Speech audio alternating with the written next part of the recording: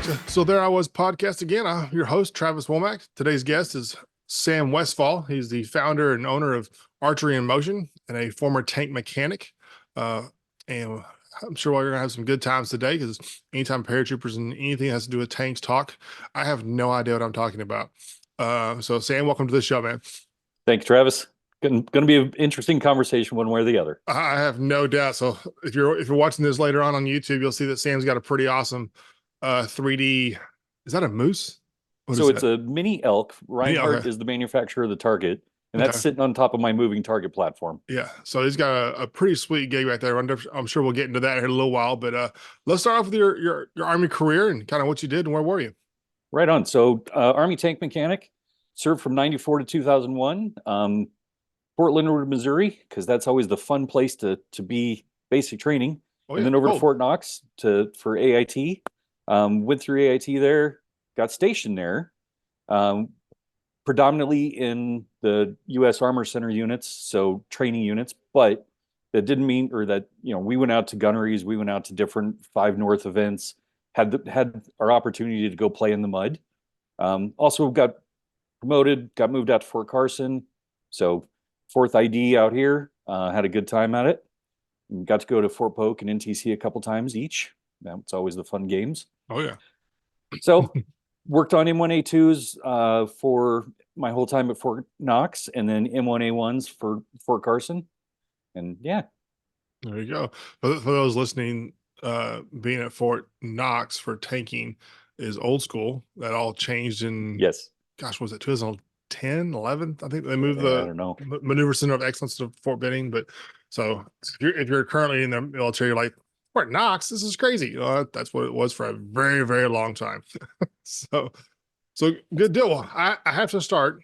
If I didn't ask this question, my paratrooper friends would punch me in the nose. Is it true that when you start an Abram that it burns like 20 gallons of fuel just to turn on? 15. 15. Okay. See, there's a legend there. There's a folklore. Yep. That folklore apparently grew to 20 somewhere. So as soon as you hit that start switch, 15 gallons before it even lights up. That's insane. It's got a couple hundred gallons. I mean, like 500 plus gallons. Yeah. Yeah, that's insane.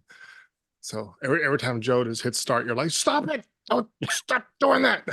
Yeah, but all you infantry guys were happy when they were running because you could stand behind them when it was cold out. It's the greatest thing in the world. So it's funny. I joined the Army in 2003. I didn't see a tank ever until 2007.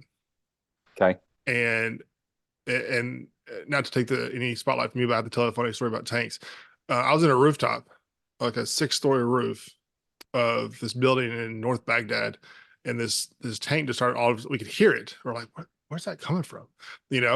And we see this turret, and the tank just kind of just pokes his little head out from the middle of the street onto Route 1, and we're like, does 7th Cav know we're up here? Put your head down. Has anybody made a phone call? This could get real awkward real quick. You see that turret just like, it was our pivoting around. Well, it like pivoted towards our location, and then I started to go back, and then like kind of that second look is like, what was that? It started coming back again, and it raised that turret all the way up. We're like, I really hope somebody made a phone call. That's right. Like, I mean, I am puckering up pretty tight right now because all I've got's a M4, and my buddy over here's got a Barrett, but it's not going to be a good day. Don't worry, you won't even feel it. And we like just very slowly, like, be a 17 pounder, please. I was like, there's a tank crew out there being like, oh, you'll never guess. We had so much fun screwing with these guys in this roof. I was like, I would love to find those guys. But enough about that.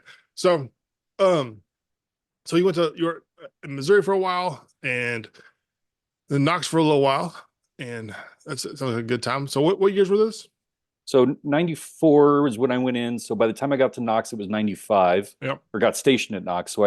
So let's see, June of 94 went in, basic for 2 months, AIT starting in September through the end of 94. January went back, got stationed there at Gulf Force 16, which was part of Delta 233, part of 194th, which all decommissioned over time.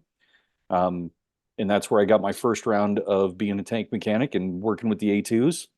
Okay. And then from there, as the units decommissioned down, then we got shuffled over from 194th, 233, 416 over to 116 and got into a bigger headquarters group.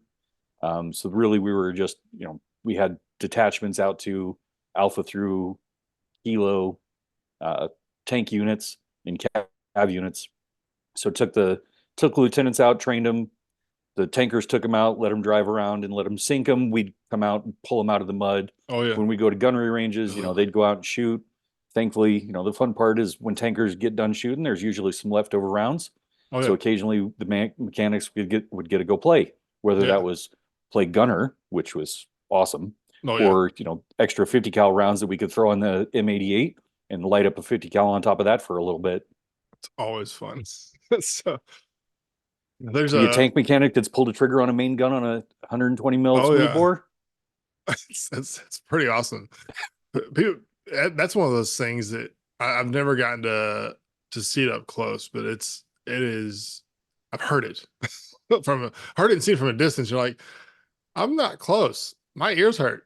You got to stand right next to it. It's a big, cause being a paratrooper, you just know where, there's a video I think from the 80s of them dropping an Abram, Yep. and I'm like, it didn't go very well. It's not, No. it's not made for sudden vertical stops.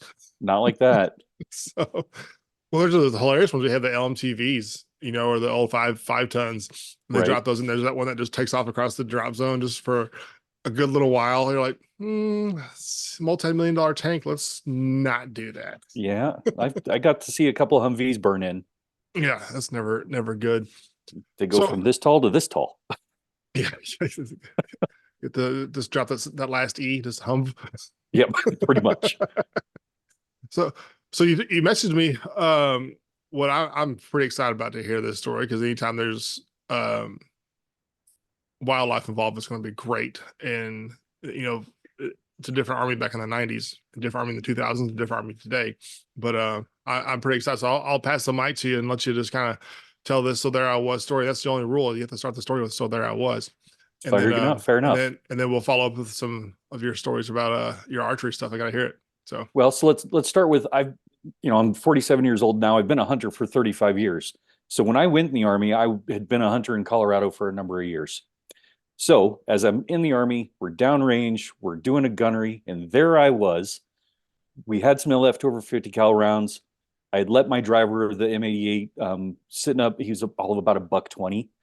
So he's got standing behind the 50 cal, standing in the TC hatch. He's lighting up a troop target, and this whitetail comes bolting out across the gunnery range. And as soon as that comes out, we're on the radio trying to call the ceasefire. Nope, he just about cuts it in half. And so you watch this whitetail just tumble downrange. So ceasefire gets called. All right, everybody clears. We're happy. Range officers call it out. They said, all right, we need to go get it. And apparently they had a pile downrange farther out of just dead carcasses. deer, yeah. Yep. Because it happened fairly regular. This is Fort Knox, Kentucky. It's out in the sticks. Yep.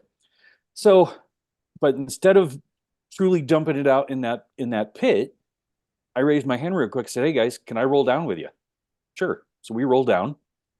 I start looking at it. Hey, look, there's enough meat on here. There's 130 guys back there at the gunnery. I could bring this back, cut it up, and we could have steaks all night long. So on the back of the 88, we had a small little 18-inch hibachi grill. We drive down, we pick up the deer, I bring it back, I spend about an hour cutting it up, what was left of it, make sure there's no shrapnel, make sure there's no 50 cal, make sure there's no lead. Yeah. We get it all cut into small chunks of steaks, and I'm doing little 3-inch steaks for everybody for the next 3 hours. That's no MREs that night. No, what's it? Depleted uranium. Nope. No, that's awesome. No tracer ammo, no nothing. Yeah, it was quite tasty. That would be. There's nothing like a morale boost than something like that. Because if you're out there and it's hot, it's morale boost. If it's cold, it's a really good morale boost. Well, it's Kentucky. It's been raining. It's we're 50 degrees at best, just cold, humid, nasty, and yeah, let's cook. Oh, that's awesome. You're probably like a legend to this day. Look at this mechanic that just Started cooking some deer. We know how to fix things, Yes, exactly. or in this case, tear them apart.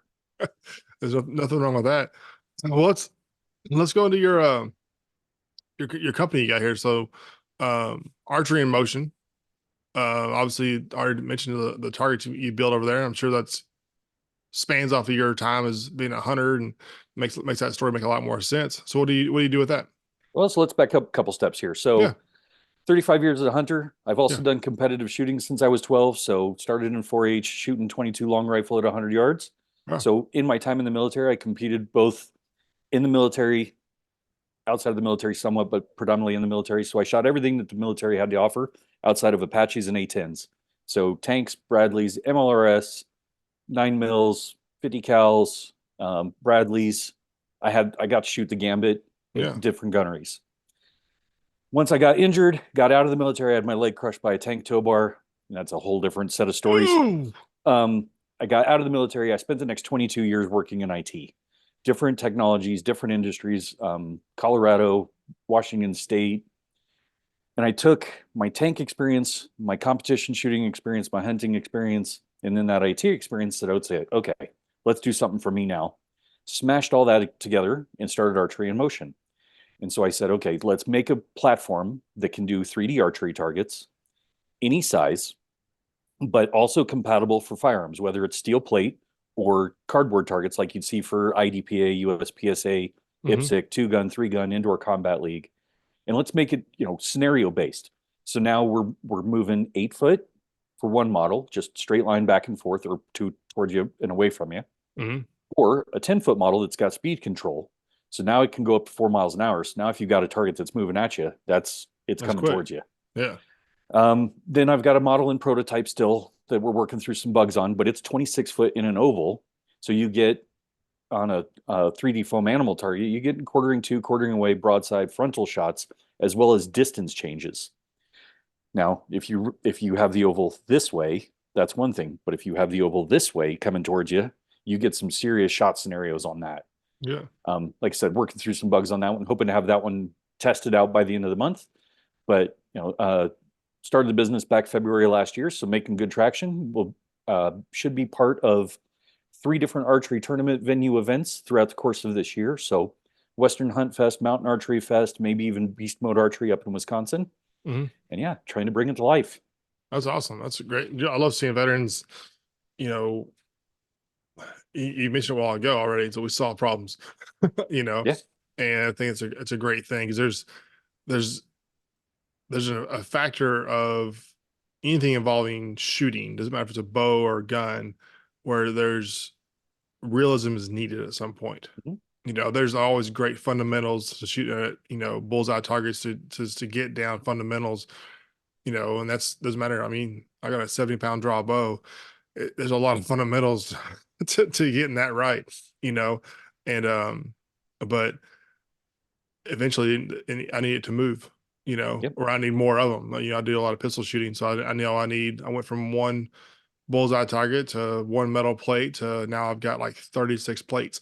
Exactly. It's just like it's like Jeep. I just empty every pocket. That's yep. Buying steel and 2x4s and going from there. So it's definitely a great need. I've always wondered that because very rarely does an animal just stand there.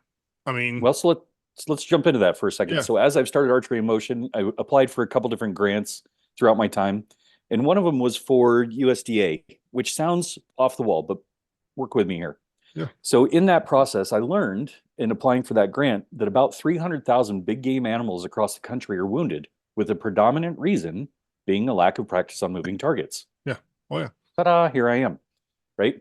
absolutely. So trying to bring that to life, bring that realistic shot scenario. As Archery Motion started, was predominantly for the archery side, which is why it has the Archery in Motion as the name, but it's grown into the firearm side as well. And then as it continues to expand, not only to firearms, gun ranges, and those type of venues, but tactical trainers, hunting ranches, paintball, airsoft. My goal is to eventually get into law enforcement, military spaces, but I'm Mhm. also hoping somebody buys me out long before I get to that point. Yeah, that's it's interesting to see because I've done very little bow. I got into it, gosh, 2014, I think. You know, did two or three like big hunting trips. I had Lane in Oklahoma, and I realized real quickly for me that I don't have the patience for that. Like, uh, like I've got a rifle that can pop this deer right now. Right. Like, there's it's cold. I'm in a tree. I don't like it. it's so That's fair. the fourth time I went with my buddy, it was really funny because he got his bow and he has a stand, and I'm out there in jeans and a t-shirt and like a windbreaker type jacket thing, and he's like, "What are you doing?" I'm like, he's in everything you can buy from every store, camouflage, face paint, Right. doe urine, all. I mean, he's got it all, and I'm like, dude, my gun's good for almost a mile. I was like, I can go in the middle of this field and the furthest point 620 in any direction. You know, Right. the nearest point's 380 and or no 300. And like, I don't need all that. So I go lay down on my whoopee and Gotta love the whoopee. I'm playing a game of pocket tanks on my phone. And I look up and I see 9 deer. I'm like, eeny, meeny, miny, mo. And get my gun set up. Bang. I hunted for 8 minutes. Way to do it. He called me. He's like, "Are you freaking serious?" I was like, "Yeah, there, it's dead. Let's go." No, no. I was like, "Dude, whatever buck you think you're getting is long gone." Yeah. I As just soon as that fired round went off. I fired a 308 round in the direction of where all the deer come from. He is gone. So he's in Kansas by now. So we get back and his wife was like, y'all took less than an hour for the round trip. I'm like, That's we're good to go. the way to do it. He was so mad. I'm like, dude, it's called technology. It's my friend. Right. I was like, now there's a rush to it that I've never gotten to. He tells me like, oh man, you don't understand the patience that when you're holding it and waiting for that deer to stop. I'm like, I think that's where you come in. Like, if you're waiting for the perfect shot, you're gonna It won't be miss. there. Yep. You It know, won't be there. and there's a you have to be willing to like know how to take that shot That's and the it key be part of right. that. Yep.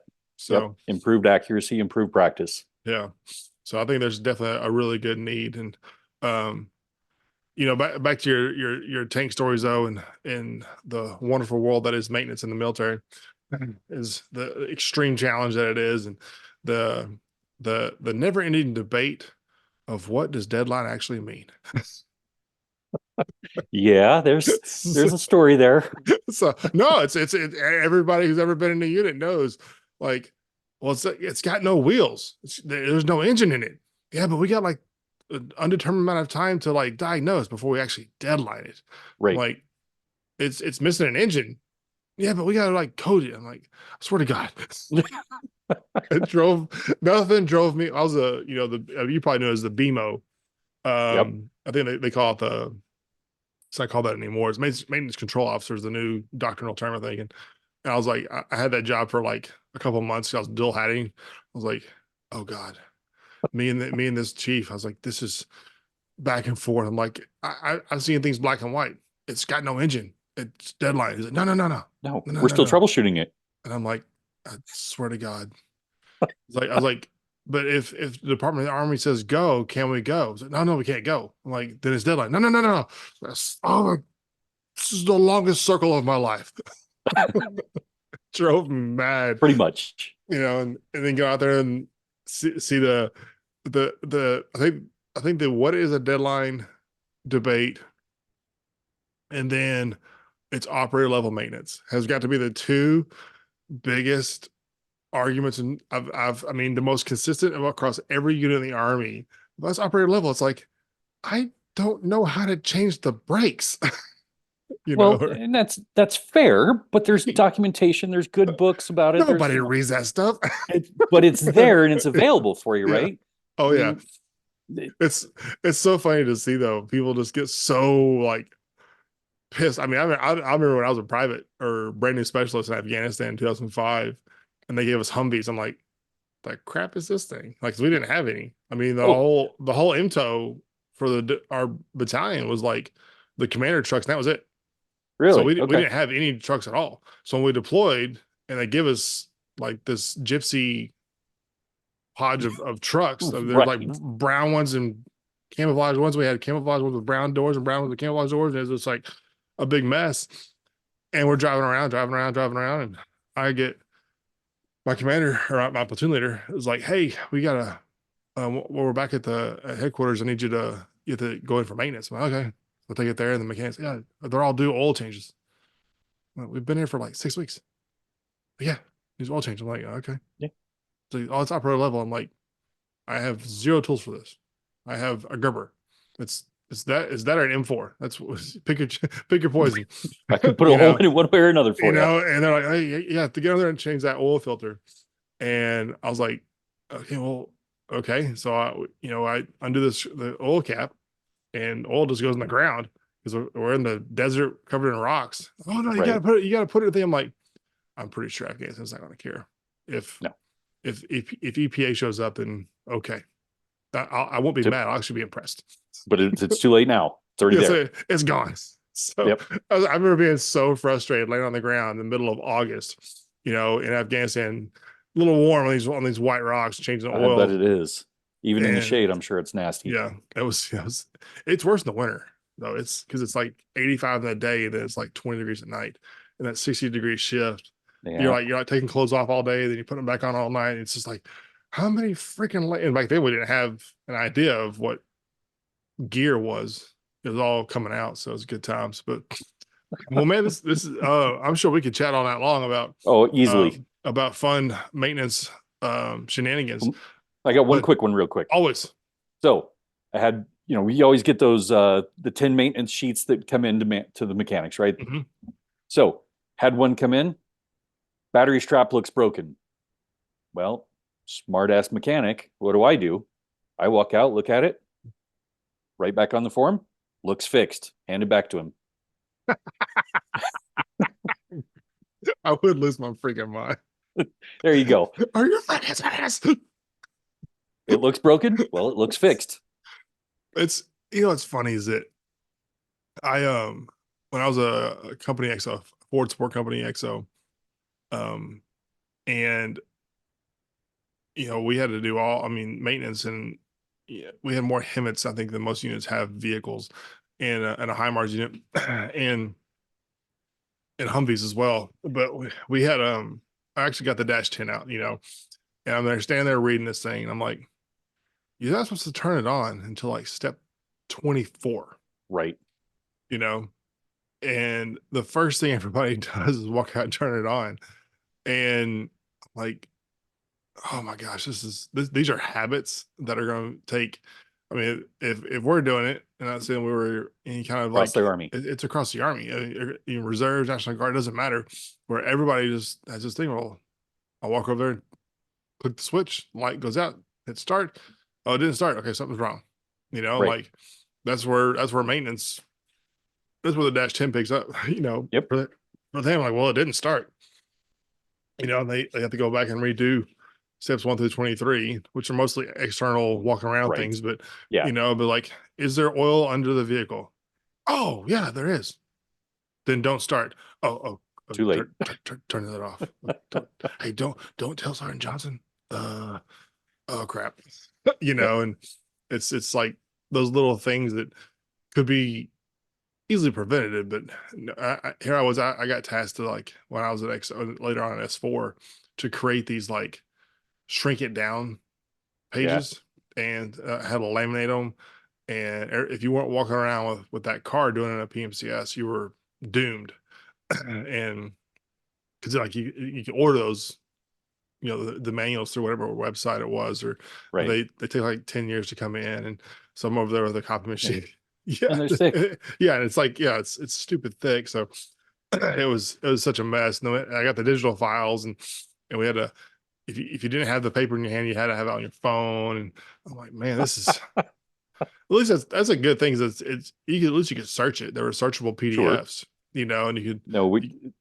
When I was in, it was just the books, man. It was the big old book, whole bookshelves worth in the motor pool of just battle damage assessment repair books, or maintenance books, or how to swap a motor book, whatever the case was. I as the rule is, like, if you're a new PL, Like at some point, you hit down with your guys and get dirty. It's like you have to. I'm like, Hmm. it's not that I don't want to. I've got 10 years of getting dirty in the infantry. I'm okay, but I went down there, and of course we had like 7 helmets in the bays, and we're like packing grease in the wheel hubs. I'm like, it's like y'all knew that that was coming today. Right. So it's like, I had blown the motor in my 88, which is a air cooled V12, something like 32 gallons of 30 weight oil. Okay, just dumped into the bottom of the 88. So we're ripping the motor out, transmission pack, setting it on the ground, which has already caused an oil mess because it was 3 inches deep. And here comes my lieutenant, comes walking out, starched, pressed, ironed coveralls. mm, Sergeant no, Westfall, no. do you need any help? No, sir. I need you to go back in your office. So he stomps off. 3 seconds later, he comes by E6. Westfall! What? Don't tell the lieutenant go to his office. Too late. You can't take that back. It's already been said. Yep, it's already out there. So, oh man, it's 88s. Those are Monsters. beast. They don't have any lift capability. It's only pull. You know. No, there's lift. I mean, 5 tons. yeah, saying but it's not lift. I mean, you can tow what's Abram 60 tons, something like that. 72. So yeah, so it's like because I have an episode that I haven't released yet, but it's the guys that rolled an Abram at Hood, and it was like the way it hit this embankment and ditch and mud and all. I mean, this is like the perfect scenario for awful, and they're trapped Yep. for almost a day upside down in an Abram. Like that, it's a funny episode. I'm just making sure I don't get in trouble for releasing it. But there wasn't any equipment back then because this Right. was 92. Yeah. Like to vertically lift and roll over a 72-ton tank. So you don't technically need to lift it per se. When you go through recovery school, they'll teach you how to use the 90-ton front winch on the Yeah, 88 to wrap the cable around, and then yeah, you're just ripping it up over. But that yeah, 90-ton will lift anything. yeah. It was stuck in it was the way it was in mud. I think it was the whole backstory of it all. But they had to get a crane, Yeah. like a civilian crane Oh crap. which that's why they were stuck so long to like out there, which is like we don't have that in the army, and to lift it up so he could get that under there to flip it Get the back hatches over, open. Yeah. and it was this big mess. But it was funny, those 3 guys, or 4 guys hadn't seen each other, talked to each other, since like 93 when they last one got out. And this is all long before internet and social media and everything Right. else. And, life goes on, and they find each other on Facebook Reconnect sparingly up. in 2008, 9, 10, somewhere in there. And it's like, they're all married, got kids, and most of them got kids in high school ish, whatnot. And so it's kind of like, oh, it's good to see you there, Bob, whatever. And it was the whole point I had this podcast because they found out they all live right here in Dallas. Oh, no kidding. Three of the 4 guys live in the DFW area, and one lived up in Kansas. And I was like, guys, we need to redo this whole episode and get y'all together. And I said, dinner's on me, and just do it live. Because that's the whole Very point. cool. Is that, and I asked them, I was like, when's the last time y'all told this story? And then, oh man, I haven't told this story in 20 plus years. Right. And I'm like, well, why? Like, because no one understands what it's like to be upside down in a tank. And I was like, that's exactly why this podcast exists, though. Because if anybody who's been in a tank will hear We'll know that it. story and be like, oh, that would suck so bad. Right. If you've been in a driver's seat and you're like, that's like being in a really bad motorcycle upside down. Yeah. I mean, it's there's nowhere to go. You're just, No. well, this sucks, Yeah. and but that's kind of the whole thing is to tell that. And you can tell the deer story, and which is hilarious, by the way, and and laugh, and I can laugh, and We can now. our service time is 20 plus years apart, but anybody who's ever been to a range knows, They know like, it. there's a small window from when you see a wildlife to where the ceasefire happens. You're like, It's never enough time. it's never enough, and it's not even in your lane. That's the problem, Right. and but how cool that kind of stuff is. And the spirit of this podcast is for people to tell those stories, laugh, and I hope over time people can hear them and not make a permanent decision. Because I think people keep it bottled up, Yep. and it doesn't matter what branch you are. You have a story that any civilian is not going to understand, and it's not your fault or their fault. And So the only way it gets out there is if you share it. yeah, share it and laugh, and we're the only ones that can laugh at our own, stupidity. That's there's more truth in that than you know. And it's like, you did what? You rappelled off the barracks? Oh, Why? I've done Why? that. Why? It's because we have a rappel kit. Duh. That's why we do this. No, So we got done with air assault school, and yeah, we were too drunk to drive to the bridge. So we said, well, let's go out exactly. of the barracks. Yeah, I think it's personal responsibility if you're a private is to drive staff duty crazy. That's the rule. That's in the manual. That's why you live in the barracks. So why you live in the barracks. Exactly. It's like, what can we do to piss off staff sergeant and so and so today? Yep. So, but well, Sam, I really appreciate the time and being on Absolutely. the show. And I tell every guest you're always welcome back. And I'm sure we have more than one story in our time. And what I love nothing more is, as this progresses and stuff, is to bring in friends and to make these episodes be more than one person, and you get two guys, because then it gets even crazier. And Oh yeah. or it's a whole fire team or a whole maintenance team or whatever team it is, whatever levels, it's always a great time. But if you're out there and you're listening, be sure to check out what Sam's got going on at Archery N Motion. If you can see this target I have behind him, it's legit. I want one. I would love to have nothing more than like a human steel silhouette, in motion. So I have a YouTube video that shows a 12 by 20-inch human silhouette painted bright orange at 75 yards and me drilling steel plate with an M4. So that'd be awesome. So I want to shoot it from like 400. And unfortunately, my controls only go to 120. So that's still pretty far. It is. So it's enough to make you work for it. Yeah. Saying that, I'll take it right now.